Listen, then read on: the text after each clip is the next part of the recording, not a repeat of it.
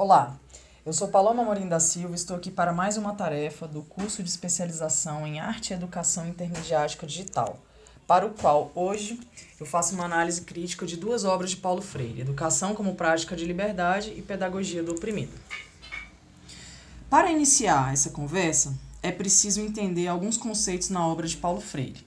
O primeiro deles é o conceito de liberdade, que é vista como participação livre e crítica dos educandos. De forma que a liberdade é uma condição, é um dos princípios estruturais para o círculo de cultura, que é o espaço e é a metodologia que Paulo Freire utiliza e propõe para a sua educação libertadora, certo? Então, o círculo de cultura, ele é uma forma de educação popular que subverte a educação tradicional, a escola tradicional, na figura do professor e em suas próprias estruturas mesmo.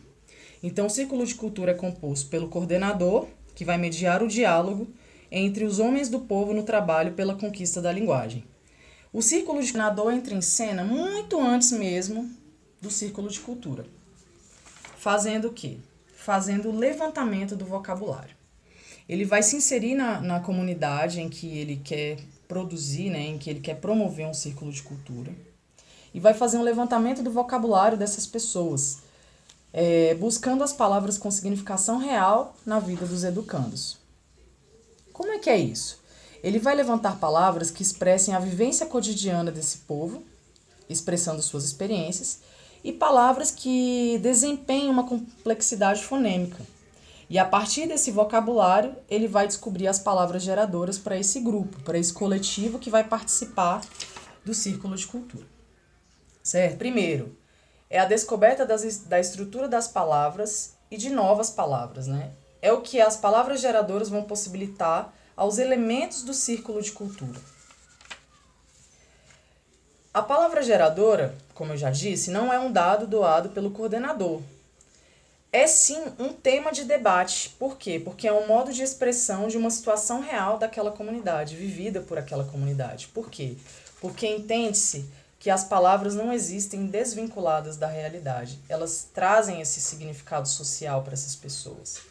Né? Então, a palavra geradora ela é um elemento forte dentro do círculo de cultura. O coordenador traz imagens. Imagens que correspondam a essas palavras geradoras, de forma que elas vão iniciar o debate sobre as noções de cultura e trabalho. Mas não vão elucidar conceitos. Olha aqui, ó, elas não vão elucidar conceitos. Essas imagens elas vão provocar, vão abrir os trabalhos do círculo de cultura, sendo o início da conscientização. Então, elas vão provocar a expressão dessas pessoas que estão ali dentro desse círculo de cultura, dentro desses educandos, certo? Dentro desses alfabetizandos que estão ali, que carregam consigo as marcas das experiências vividas na prática de seus cotidianos. Então, a palavra, ela vai ser a consequência de tudo isso que eles vivem na realidade deles. E a partir dessa expressão do que eles vivem na realidade, eles vão descobrir os sons, os fonemas e as partes significativas dessa palavra. Certo? Então, Paulo Freire, para o que ele propõe, é uma conscientização da situação real do educando, de forma que essa alfabetização pode substituir qualquer aprendizado. Né? Então, quando esse aprendizado está vinculado à conscientização, ele tem uma educação como prática de liberdade. Ele tem a tomada de consciência da situação real do educando, é uma crítica da opressão em que vivem os homens, somada à expressão de sua luta por libertarem-se. Então, a educação é uma responsabilização social e política, é uma educação para a decisão, para uma tomada de posição. Certo? Então, fazendo uma analogia ao que acontece aí, ao que a gente viu nos teóricos, né? Então, eu recortei aí, eu fiz a decisão pelo Franz Boas, né? Dentro dos teóricos estudados. Por quê? Porque ele tem uma visão particularista da cultura.